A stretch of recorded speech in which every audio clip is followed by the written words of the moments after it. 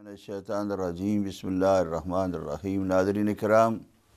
Programme معارف اسلامیہ کے ساتھ وقفے کے بعد دوبارہ حاضر خدمت ہوں۔ خلقت انسانیہ کے بارے میں عرض کر رہا تھا کہ قرآن مجید نے انسان کو اس دنیا کے اندر آنے کے لیے جس انداز سے تعارف کرایا ہے اور اللہ سبحانہ وتعالیٰ نے جس طریقے سے بیان فرمایا ہے، سورہ صاد کے اندر آیت نمبر 71 ہے غالباً کہ وَإِذْ قَالَ رَبُّكَ لِلْمَلَائِكَةِ إِنِّي خَالِقٌ بَشَرًا مِّن طِين، پہلے خالق ہوں میں، ایک بشر کو پیدا کرنے والا ہوں، انسان کو پیدا کرنے والا ہوں، کھنکتی ٹھیکری سے، مٹی سے کہ جو بہت ہی بو والی، اور ایک یہاں پر ہے کہ بشرًا من طین، ایک مٹی سے، طین سے، گدی ہوئی مٹی سے۔ یہ انسان کی خلقت کے بارے میں اللہ سبحانہ وتعالیٰ نے ارشاد فرمایا کہ کس چیز سے میں نے اسے خلق فرمایا اور کیسے خلق فرمایا، اور پھر اس خلقت کے بعد کہ فَإِذَا اسْتَوَيْتُهُ، اور جب میں اس کو باقاعدہ جو ہے وہ مستوی کر دوں، اس کو برابر کر دوں، اس کو سیٹ کر دوں، وَنَفَخْتُ فِيهِ مِن رُوحِي، اب دوسری موقع پر غالباً ہے فَإِذَا سَوَّيْتُهُ، جب میں اس کو برابر کر دوں، اور جب اس کی جو ہے وہ برابری کے بعد نفخت فیہ من روحی، میں اس کے اندر اپنی روح پھونک دوں۔ یہ نفخت من روحی ظاہر ہے کہ ایک بہت ہی مہم چیز ہے، اور اس کی طرف ہمیں اپنی پہچان کے لیے جو ہے خاص طور پر متوجہ ہونا چاہیے۔ فَقَعُوا لَهُ ساجدین، تو اس وقت ملائکہ کو حکم ہوا کہ اس کے سامنے سجدہ کر دینا۔ بہرطور مختلف مراحل میں اللہ سبحانہ وتعالیٰ نے قرآن مجید کے ذریعے سے ہمیں بتایا کہ انسان کو کس طریقے سے خلق فرمایا اور جسمانی طور پر اس کی ساخت جو ہے وہ کیسی بنائی گئی۔ یہ انسان کی معرفت، یہ انسان کا جاننا کہ انسان کا جسم کس چیز سے بنایا گیا ہے، اس کے بارے میں میڈیکل سائنس جو ہے وہ بہت زیادہ جو ہے وہ ورک کر رہی ہے اور ہو رہے ہیں، اور روز نئے نئے انکشافات ہو رہے ہیں کہ انسان کے اندر اس طریقے سے اس کی رگیں ہیں، اس کی نبض ہیں، اس کا خون اس طریقے سے دوڑتا ہے، اس کے جسم کے اندر اتنی جو ہے وہ نالیاں ہیں کہ ان کو شمار نہیں کیا جا سکتا، اس کی آنتیں جو ہیں وہ اتنی بڑی ہیں، یعنی بڑی آنت، بعض میں نے سنا ہے کہ لوگ سائنسدان یہ کہتے ہیں کہ اس کی بڑی آنت جو ہے وہ اگر یعنی اس کو کھولا جائے تو وہ ایک فٹ بال گراؤنڈ کے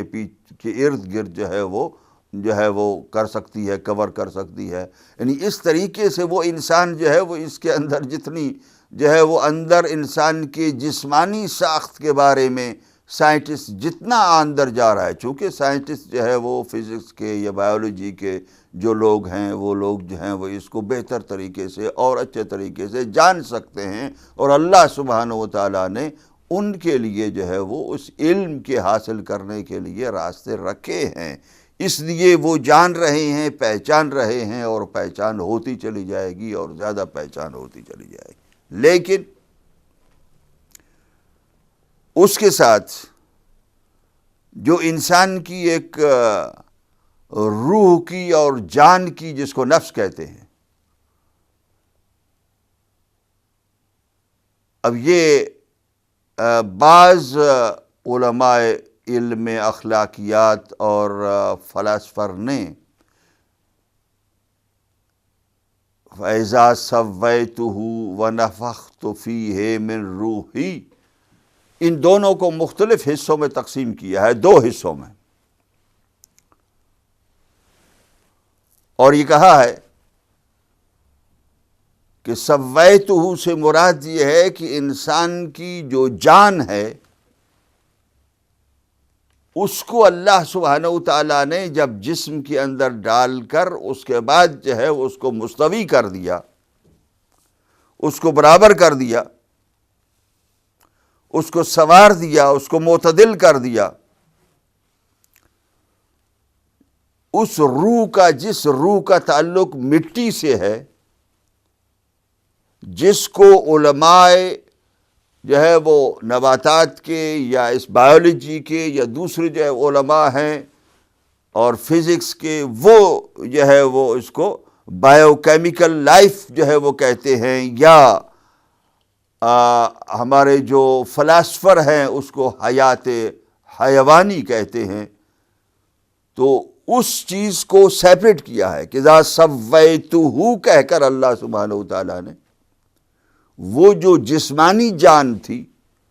اس کو جدا کر دیا، اور پھر اس کے بعد جو اصل جو روح تھی اس کے بارے میں ارشاد فرمایا کہ اذا نفخت فیہ من روحی، یعنی روح کو اپنے ساتھ جو ہے متعلق کر کے، اپنے ساتھ ریلیٹ کر کے اللہ سبحانہ و تعالیٰ نے انسان کو اس طریقے سے صفات اعلیٰ کی صلاحیت دے دی، اپنی روح اس کے اندر ڈال کر۔ وہ جو انسان اللہ سبحانہ و تعالیٰ کی ملکیت ہے، یعنی ایک چیز جو ہے میرا قلم ہے، میرا پین ہے، میری کتاب ہے، میں نے اپنی کتاب اس کو دے دی، میں نے اپنا پین اس کو دے دیا، تو میں نے اپنی روح اس کو دے دی، وہ روح میری ملکیت تھی، جو اللہ سبحانہ و تعالیٰ ارشاد فرما رہے ہیں۔ کبھی اس طرف کبھی بھی خیال نہ جائے کہ وہ اللہ کے اندر معاذ اللہ معاذ اللہ معاذ اللہ کہ وہ اللہ سبحانہ و تعالیٰ کے اندر کوئی روح تھی اور وہ انسان کے اندر پھونک دی۔ نہیں، وہ اللہ کی پوزیشن میں تھی، وہ اللہ سے بلونگ کرتی تھی، وہ اللہ کی ملکیت میں تھی کچھ ہے، اور اس روح کو جس کو اس نے امر کہا ہے، جس کے اپنا حکم کہا ہے، جس کو اس نے اپنی توانائی اپنی طاقت کہا ہے، اور مختلف طریقے سے جسے نور کے ساتھ بھی تعبیر کیا جا سکتا ہے، یہ ساری چیزوں کے ساتھ اسے تعبیر کیا جا سکتا ہے، اس لیے کہ وہ اللہ کی پوزیشن میں ہے، اللہ سبحانہ و تعالیٰ کی طاقت ہے، اس لیے اسے ہر چیز کے ساتھ تعبیر کیا جانا کوئی مشکل نہیں ہے۔ لیکن اللہ سبحانہ و تعالیٰ نے ایک استواء جسم انسانی، اعتدال جسم انسانی کے ساتھ ایک چیز کو تعلق رکھا ہے، اور ایک روح کے ساتھ، تو روح کو اپنی طرف نسبت دی ہے کہ میں نے اپنی روح جب اس کے اندر انسان کے اندر پھونک دی تو اب وہ قابل ہو جاتا ہے اس کے کہ اس کا سجدہ کیا جائے۔ تو یہ جب اس طریقے سے وہ روح پڑ گئی تو اس کے اندر اللہ سبحانہ و تعالیٰ نے ارشاد فرمایا، پہلے اعلان کیا انی جاعل فی الارض خلیفہ۔ ملائکہ کے ساتھ جس طریقے سے آدمی ڈسکس کرتا ہے، پہلے کوئی بات کرتا ہے تو اس وقت جو ہے وہ بات کرتے وقت ملائکہ کے ساتھ ڈسکس بھی اللہ سبحانہ و تعالیٰ کرتے رہے کہ اذ قال ربک للملائکۃ، کہ جب اللہ نے بشر کو پیدا کرنے سے پہلے ملائکہ سے کہا، ملائکہ کو یعنی پہلے سے بتا رہے تھے کہ یہ میں کرنے والا ہوں، یہ میں کر رہا ہوں، اس طریقے سے میں انسان کو پیدا کر رہا ہوں۔ ملائکہ کو کئی مرتبہ ذکر فرمایا، اور اس ذکر فرمانے کے ساتھ انسان کی خلقت جو ہے وہ بیان فرماتے رہے۔ لیکن جب اس طریقے سے پوری خلقت کا اعلان کر دیا اور کر لیا تو اس سے پہلے بھی پھر ایک جیسا کہ ایک سٹنگ ہوتی ہے کچھ اپنی مخصوص لوگوں کی، ملائکہ ہی اللہ سبحانہ و تعالیٰ کی مخصوص وہ مخلوق تھی کہ جس مخلوق کے ساتھ وہ بات کر رہے تھے، تو اللہ سبحانہ و تعالیٰ نے ارشاد فرمایا انی جاعل فی الارض خلیفہ، کہ میں زمین میں ایک خلیفہ بنانے والا ہوں۔ اب یہ جو خلیفہ بنانا ہے زمین میں، کس کا خلیفہ؟ اللہ سبحانہ و تعالیٰ اپنا خلیفہ بنانے والے ہیں۔ اس اپنے خلیفے کے اندر جب حضرت آدم علیہ السلام نبینا کو پیدا فرمایا، ان کو خلافت الہیہ کا تاج پہنا کر پیدا فرمایا، اور اسی لیے اللہ سبحانہ و تعالیٰ نے انسانی کمالات کو سامنے رکھ کر اس روح کی وجہ سے کہ جو اللہ نے جس روح کو اپنی طرف نسبت دیا، اس کی وجہ سے ارشاد فرمایا کہ انی جاعل فی الارض خلیفہ، اور ملائکہ کو حضرت آدم کے سامنے سجدے کا بھی حکم دیا۔ اب وہ جو خلافت الہیہ کا منصب ہے وہ ہر انسان کو ہے، وہ پورا اترے یا نہ اترے یہ اس کی اپنی جو ہے وہ بدبختی ہے۔ اسی لیے معاف کیجیے گا، رسول اکرم صلی اللہ علیہ وآلہ وسلم نے ارشاد فرمایا تخلقوا باخلاق اللہ، اللہ سبحانہ وتعالیٰ کے اخلاق کے ساتھ اپنے آپ کو متخلق کرو، اپنے اخلاق کو بناؤ۔ اللہ جس طریقے سے صبر کرتا ہے اپنی مخلوق کی نافرمانی پر، اللہ سبحانہ وتعالیٰ جس طریقے سے ہر اچھے برے کو پر احسان فرماتے ہیں،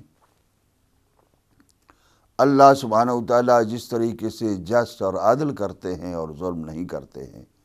اسی طریقے سے تم بھی زمین پر کرو۔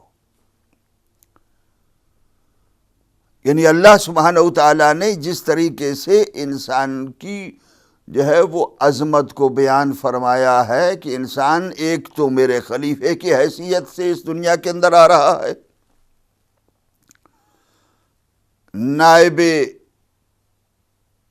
رب العالمین کی حیثیت سے، خلیفۃ اللہ کی حیثیت سے، اور پھر میرے اخلاق کے اندر متخلق ہو کر آ رہا ہے،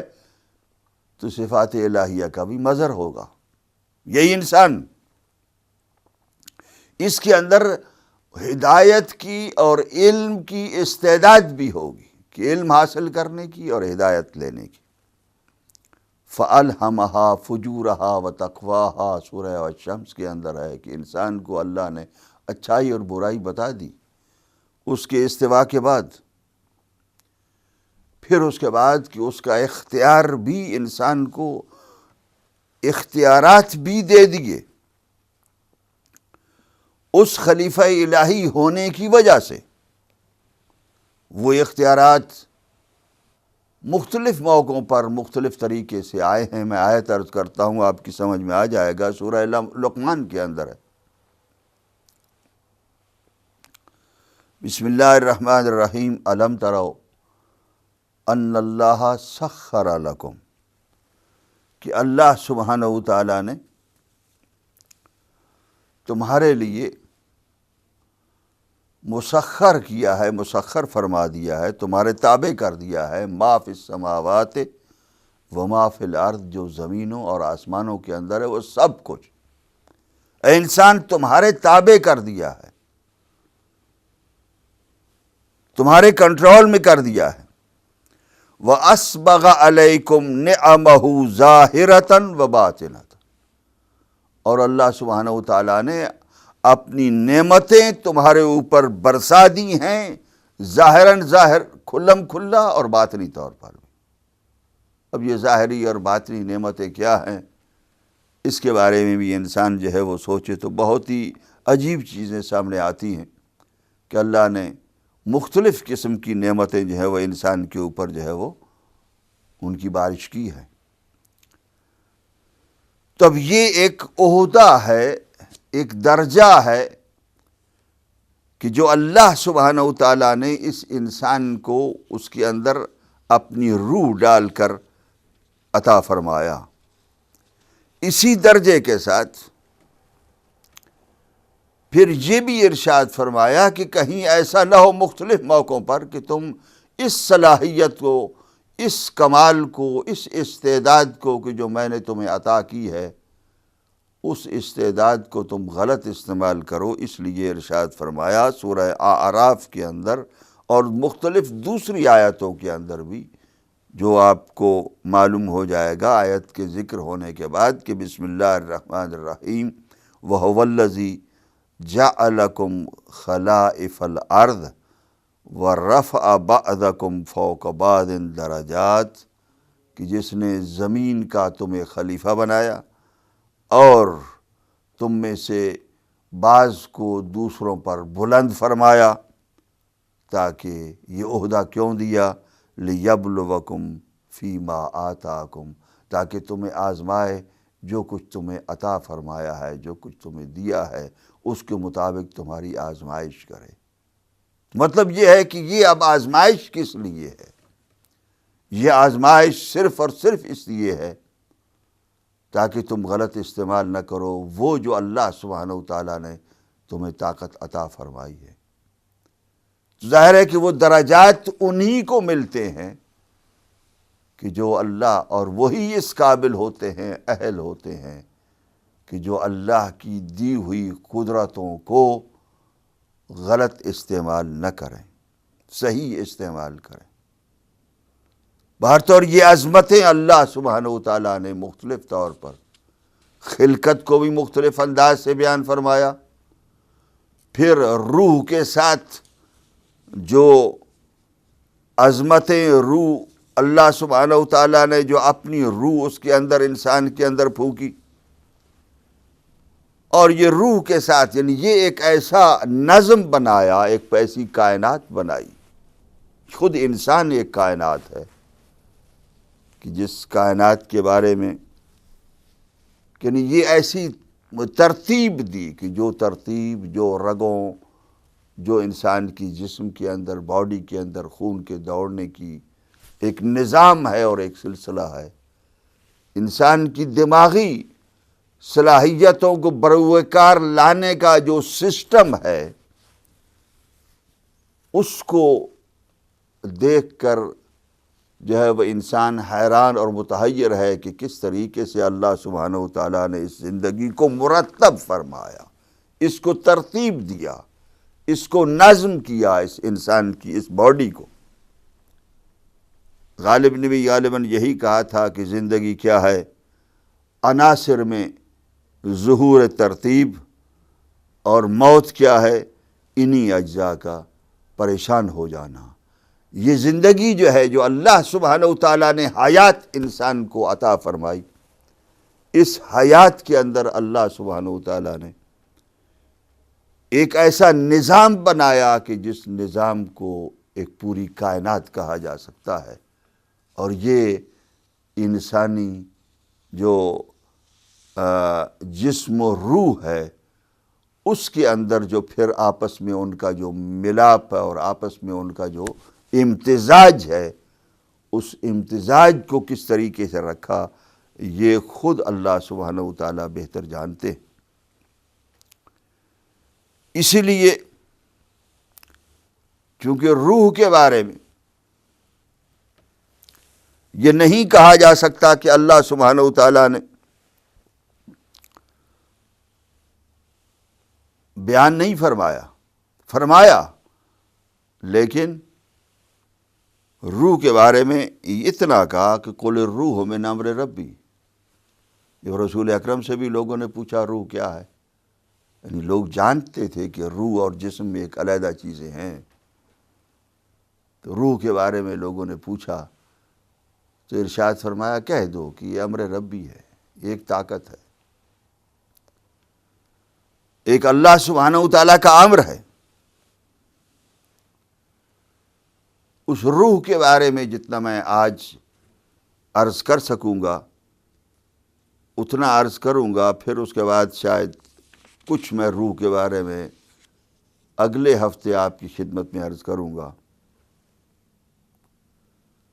اس وقت اتنا عرض کرنا ہے کہ روح یوں دیکھنے میں ہمیں جاندار چیزوں کے اندر نظر آتی ہے، وہ چیزیں کہ جو پھلتی پھولتی ہیں، بڑی ہوتی ہیں، ان کے اندر نظر آتی ہے۔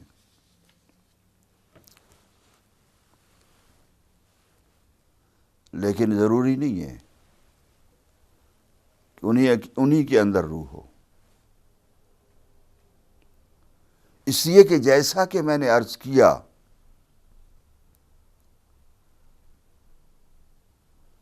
روح، جیسا کہ نطق میں نے عرض کیا تھا کہ نطق اللہ سبحانہ و تعالیٰ نے ارشاد فرمایا ہے کہ بہت سی چیزوں کو بیان فرمایا کہ نطق ہے ان کے اندر، یہاں تک کہ ہمیں تو یعنی جب احساس ہوتا ہے، یعنی بیان فرمایا گیا ہے اور حدیث کے اندر ہے، روایات کے اندر ہے کہ رسول اکرم کے ہاتھوں میں کنکریوں نے تسبیح پڑھی اور ان کی رسالت کی گواہی دی، اسی طریقے سے درختوں نے گواہی دی، جانوروں نے گواہی دی، تو ہر قسم کی مخلوق نے رسول اکرم کی نبوت کی گواہی دی۔ صرف انسان نبوت کی گواہی نہیں دے رہا، یعنی اللہ سبحانہ و تعالی یہ جو پوری کی پوری مخلوقات ہے، اس مخلوقات کے اوپر اپنے خلیفہ کی بھی اسی طریقے سے، ایک تو ہے نا کہ خلیفہ ہر انسان کامن ہے، لیکن جو خلیفہ صحیح معنوں میں بنے گا وہی ہو سکتا ہے کہ جو اس کے اوپر فرد کامل ہوگا۔ ہر شے جو ہے وہ اس کے اندر ایک روح بتائی گئی ہے، اس کی تفصیل جو ہے وہ میں زیادہ اس ہفتے شاید نہیں کر سکتا، اس لیے کہ وقت کم ہے، کہ ہر ذرے کے اندر، ہر آئٹم کے اندر کائنات کے ایک روح موجود ہے جو مجھے قرآن مجید کی آیات اور احادیث کے اندر نظر آ رہا ہے۔ بلکہ یہ کہیں گے کہ روح جو ہے یہ کائنات کی ایک اکائی ہے کہ جو ہر شے کے اندر موجود ہے۔ اس لیے سورہ حج کی اگر آیت پڑھیے تو ارشاد ہوتا ہے الم تر ان اللہ یسجد لہ من فی السماوات ومن فی الارض والشمس والقمر والنجوم والجبال والشجر والدواب وکثیر من الناس۔ کیا آپ نے نہیں دیکھا کہ اللہ سبحانہ وتعالیٰ کا یقیناً سجدہ کر رہا ہے اس کے لیے کون؟ ہر وہ کہ جو آسمانوں کے اندر ہے، ہر وہ کہ جو زمینوں کے اندر ہے،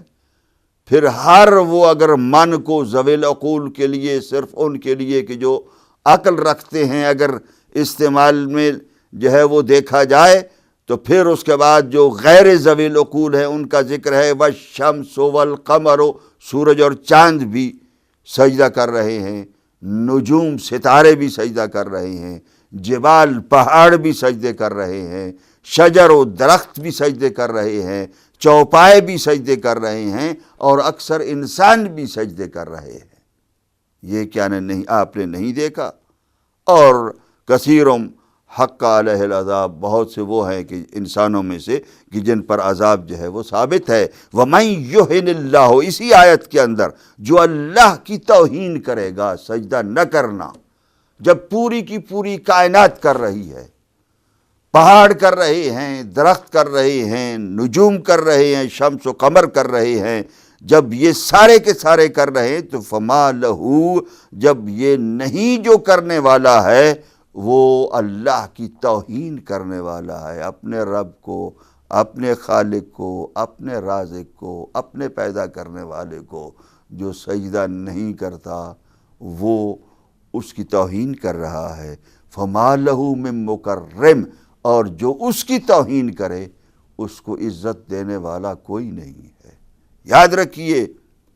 اللہ سبحانہ وتعالیٰ نے اسی طریقے سے ارشاد فرمایا سورہ انبیاء کے اندر ہے، وَسَخَّرْنَا مَعَ دَاؤُدَ الْجِبَالَ يُسَبِّحْنَ وَالطَّيْرَ، کہ ہم نے داؤد کے ساتھ پہاڑوں کو مسخر کیا اور وہ تسبیح کر رہے تھے، وَالطَّيْرَ، اور پرندے بھی تسبیح کر رہے تھے، وَكُنَّا فَاعِلِينَ، اور یہ ہم کروا رہے ہیں۔ یہ جو تسبیح ہے پہاڑ بھی کر رہے ہیں، پرندے بھی کر رہے ہیں۔ اسی طریقے سے سورہ رعد کے اندر ہے کہ وہ یسبح الرعد بحمدہ، یہ جو بادل کی گرج ہے وہ بھی تسبیح کر رہی ہے، اس کی حمد بیان کر رہی ہے۔ یعنی اللہ سبحانہ وتعالیٰ کی حمد و تسبیح کے اندر، یعنی اس کا مطلب یہ ہے کہ یہ حمد و تسبیح جو ہے یہ جب ساری کی ساری مخلوقات کر رہی ہیں تو ساری مخلوق کے اندر روح مانی جائے گی۔ روح کے بغیر کوئی تسبیح، کوئی سجدہ نہیں ہوتا۔ اسی لیے میں نے عرض کیا ہر شے کے اندر، چاہے وہ پتھر ہو، چاہے وہ نباتات ہوں، چاہے وہ جمادات ہوں، چاہے وہ حیوانات ہو، ہر شے کے اندر ایک روح مانی جائے گی کہ جو روح یہ جانتی ہے کہ اس کا خالق کون ہے۔ پتھر کی روح جانتی ہے، اس لیے وہ تسبیح کر رہا ہے، وہ سجدے کر رہا ہے۔ اور اسی طریقے سے پہاڑوں کی روح، درختوں کی روح، ستاروں کی روح، شمس و قمر کی روح، ہر شے کی جو کچھ بھی زمین و آسمان کے اندر ہے، کائنات کے اندر ہر شے کی اندر ایک روح ہے، اور کم از کم وہ اس بات کا شعور رکھتی ہیں ہمارا خالق ہے، ہمارا رب ہے، ہمارا پیدا کرنے والا ہے، اور سب سے بہترین مخلوق جو ہے وہ حضرت انسان ہے، جو بہترین مخلوق، اور جس کو میں نے پہلے دن یہ آپ کی خدمت میں عرض کیا کہ اللہ سبحانہ وتعالیٰ نے کھلم کھلا ہماری روحوں کو، ہمارے نطفوں کو تعارف کرا کے اپنا جو ہے اس دنیا کے اندر بھیجا تاکہ ہم انکار نہ کر سکیں اس کی ربانیت کا۔